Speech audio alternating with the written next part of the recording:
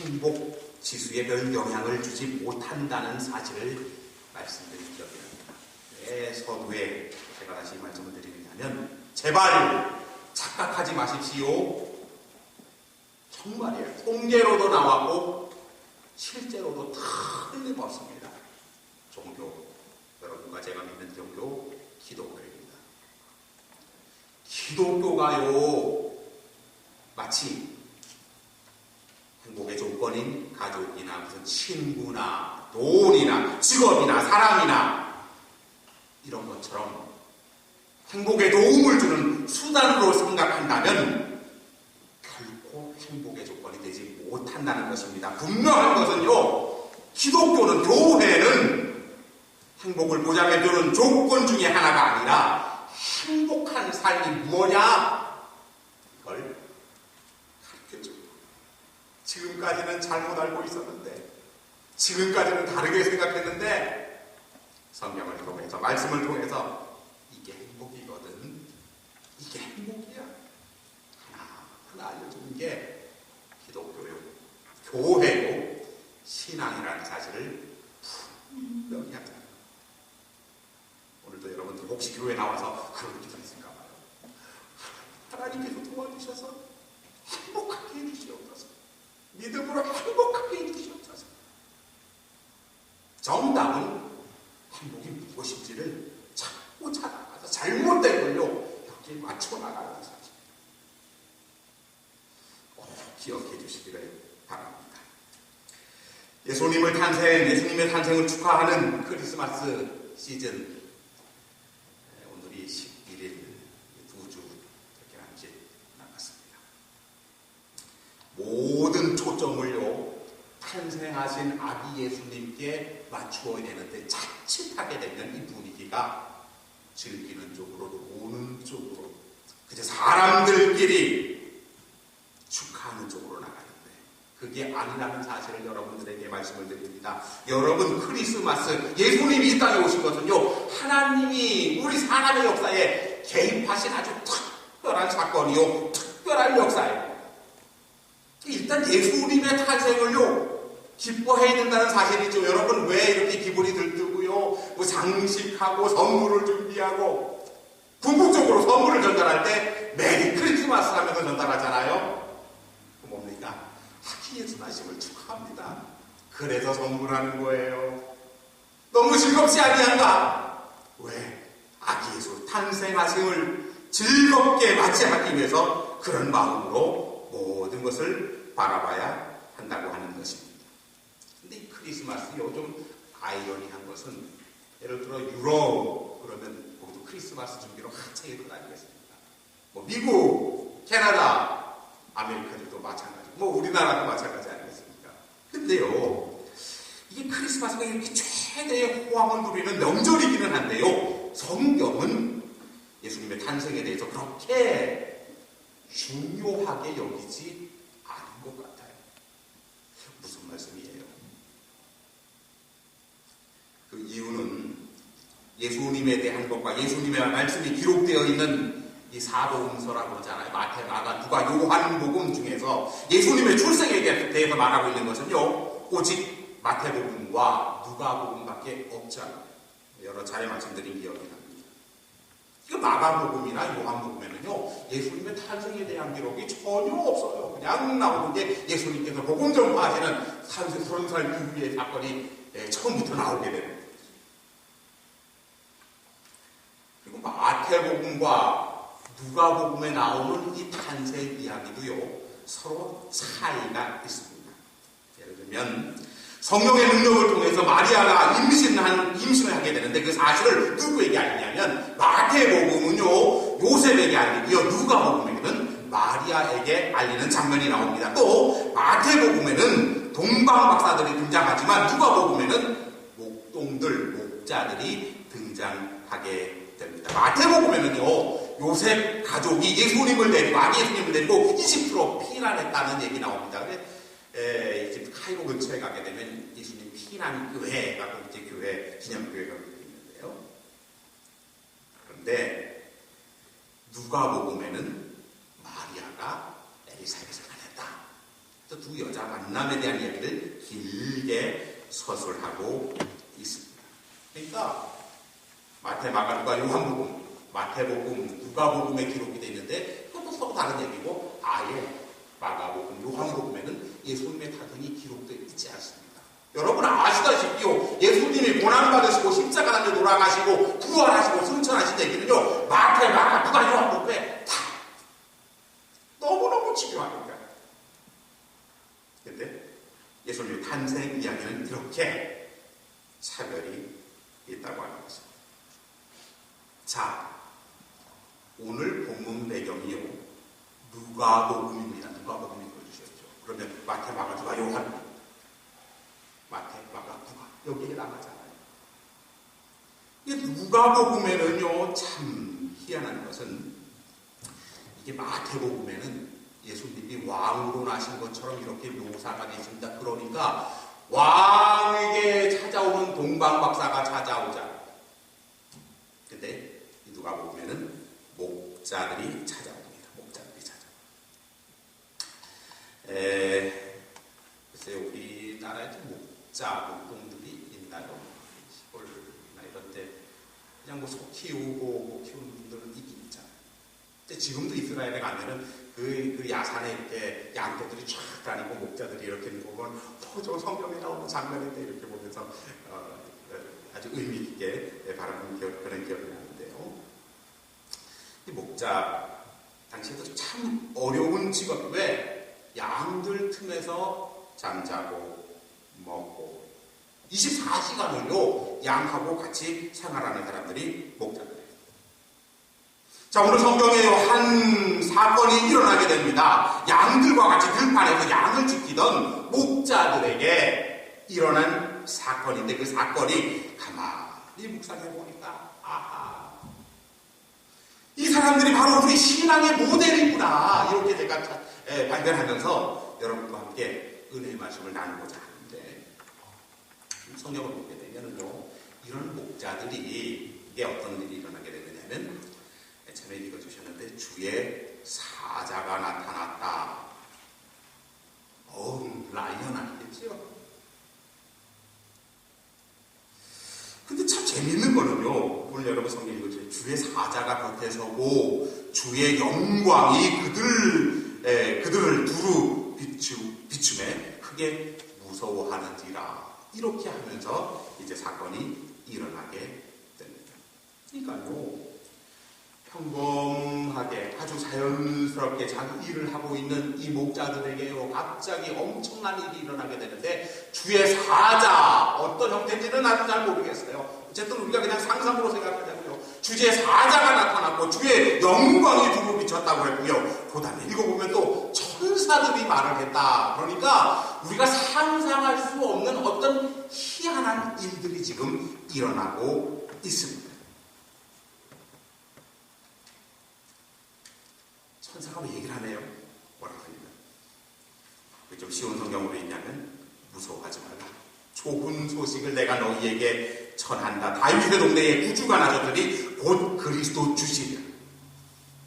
너희가 가서 보게 되면 강보에 쌓여 구유에 누인 아기를 볼 것인데 이것이 바로 표적이다, 증거다, 이렇게 말해주고 있습니다. 근데요, 여러분, 우리가 이제 크리스마스 앞두고 있으니까 어쩌면 이런 현장 크리스마스의 어떤 상황들을 하나하나 맞이하게 될 것 아니겠습니까? 제가 이제 크리스마스 설교를 먼저 이렇게 하느냐면 25일날 연합예배 드리면 또 여기 이제 영어로 설교하고 그렇게 듣고 우리가 물론 찬양으로 준비하고 그렇지만은 이렇게 말씀드릴 기회가 없겠다 싶어서 이렇게 말씀을 드리는 거죠. 크리스마스지 맞아.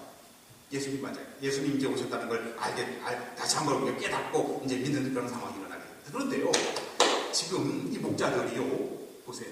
뭐라고 하냐면, 두려워하는, 그것도 그럴 것이요. 두려워할 수밖에 없는데, 어떤 주의 사자, 그게 무슨 구름 같은 형태로 왔는지, 바람 같은 형태로 왔는지 모르겠어요. 주의 사자가 나타났고, 주의 영광이 드러났는데, 빛이 비쳤는지, 뭐가 비쳤는지, 그건 잘 모르겠습니다. 어쨌든, 그 다음에 천사의 얘기가 나오고 하는 걸 봤는데, 이 사람들, 이 목자들의 첫 번째 태도는 뭐냐면, 굉장히 두려웠다는 겁니다. 두려워했다. 근데 천사들이 뭐라 하냐면, 두려워하지 말라. 목자들에게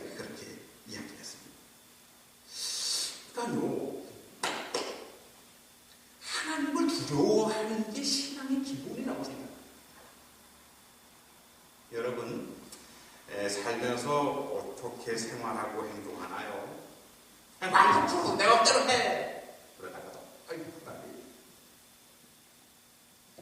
하나님이 어딘지 모르지만 계실 거라고 생각하고 내 마음속에 두렵고 떨리는 마음이 있다면 제대로 된 신앙이 출발합니다. 천지만물을 바라보면서 혹시 여러분 어떤 생각 듭니까? 하늘의 별 와 너무 예쁘다. 태양 뜨는 거랑 바라보고 너무 좋다. 달 보면서 너무 아름답다. 그러면서요. 그 웅장한 상황에 대해서 여러분 혹시 두려움 같은 거 느낀 적 없습니까? 하나님은요 어떤 상황을 통해서 우리에게 하나님을 알려주시고 싶어합니다. 우리 계시라고 그러잖아요. 늘 말씀드립니다만은 자연계시 뭡니까? 자연계시는 바로 하나님께서 이 땅을 창조하시고 이 세상 모든 만물이 자연계시 하나님이 알려주시고 싶어 하셔요. 특별계시 성경을 통해 하나님을 알려주시고 싶어 해요. 구약성경을 읽어보십시오. 얼마나 엄청난 사건들이 많이 일어납니까? 거기서 좀 두려운 생각 안 하죠. 인류 최대의 사건이라고 하는 노아의 방주 생각해 봅시다. 제가 그런 말씀을 듣더니 기억이 나는데 노아의 방주, 노아의 8식구들이 다 탔습니다. 노아와 노아 부인과 아들 셋과 며느리 셋이 8명이 다 탔습니다. 그러면은요 방주에 살았어요. 다른 사람 다 죽었어요. 아이고 좋아, 너무 좋다. 우리 살았으니까 행복하지 않냐? 노아의 방주 안에서 그랬을까요? 바깥에 아멘요한 소리 지르면서 난리가 났습니다. 사람들이 죽어갑니다. 엄청난 비가 쏟아집니다. 아마 노아의 방주 안에 타고 있었던 이 노아의 식구들은 굉장히 두려워서 살았긴 살았지만 어떻게 하나님이 이럴 수가 있어요? 어떻게 하나님이 이러실 수가 있을까 하면서 두려움에 넘쳐났을 것이죠. 세상에서 일어나는 일련의 일들을 보자고요. 주위에서 원치 않는 병에 걸리는 경우, 크게 보면 지진이 일어나고요, 건물이 무너지고요, 불이 타고요.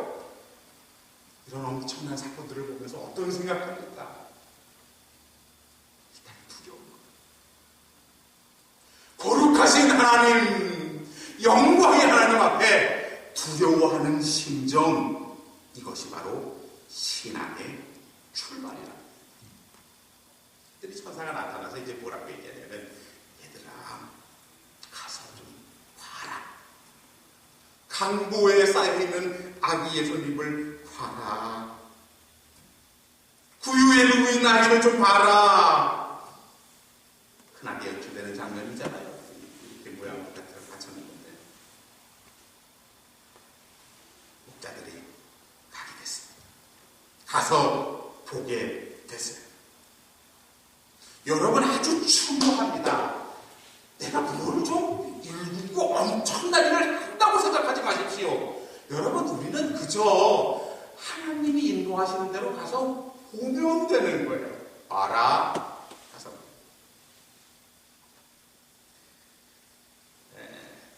이스라엘 백성들이 애국 탈출할 때 홍해 만나게 되잖아요. 앞에는 건널 수 없는 바다요.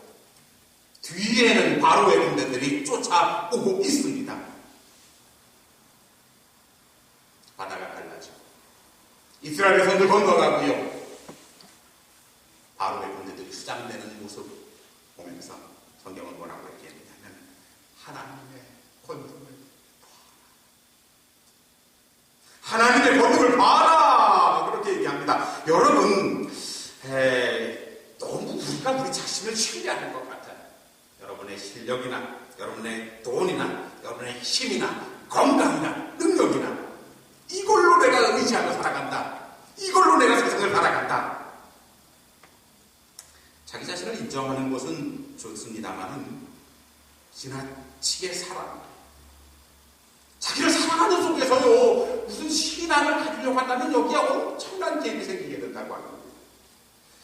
내가 하는 어떤 행동이나 업적 이런 것에 점점 치우치게 되고 쌓여가는 통장이든지 늘어가는 재산이든지 그러면 하나님의 것입니다. 그런 사람에게 어찌 하나님이 창조하신 만물을 보며 아이고 좋아, 아이고 좋아. 왜? 여기에 정신은 제 개인적으로 목사로서도 마찬가지인 것 같아요. 제가 이제 이렇게 우리 이 교회를 마무리하면서 드는 생각은, 저도 목사지만 눈에 보이는 거 찾으려고 해줄 수 없구나, 이런 생각을 처음 하게 해요. 교회가 점점 크면 나도 힘이 들어요.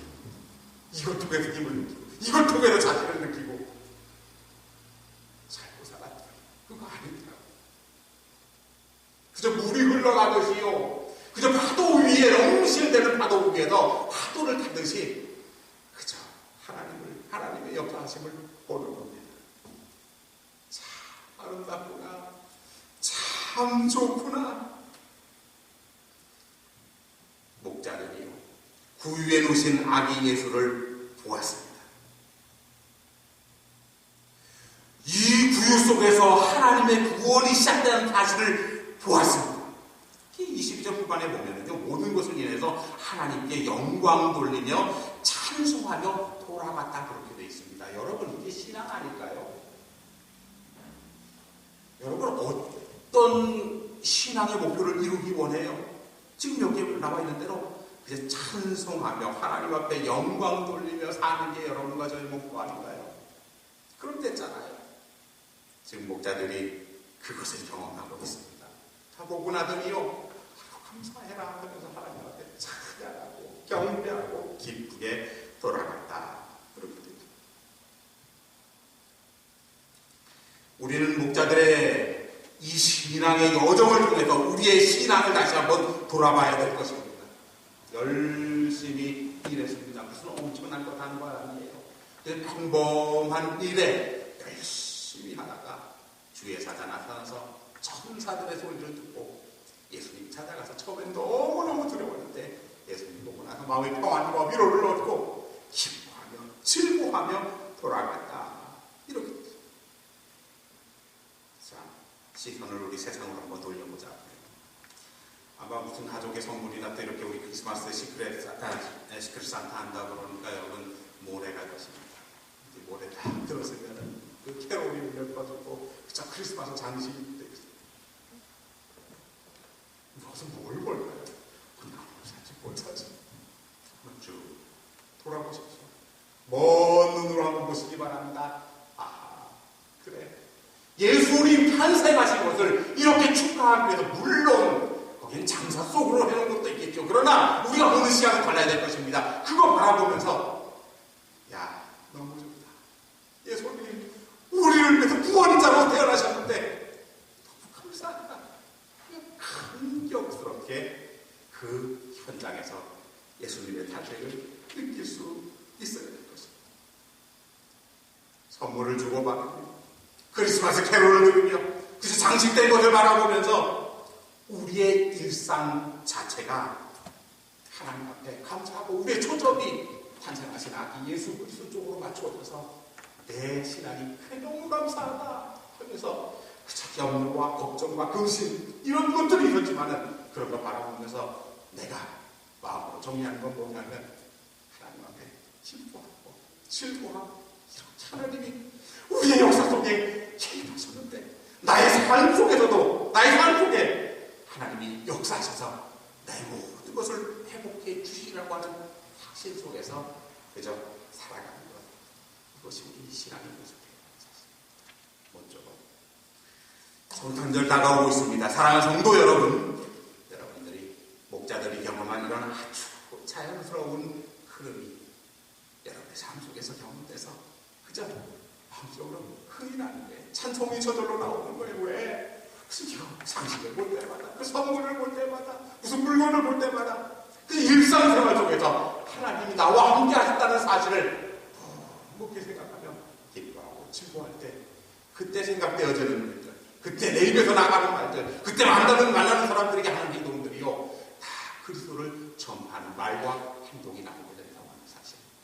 모쪼록 이 크리스마스 시즌에 여러분과 저의 삶이 목자의 신앙 그대로 본받아서 그저 우리의 모습 속에서 탄생하신 아기 예수 그리스도의 모습이 저절로 나타나는 그런 일들이 많아지기를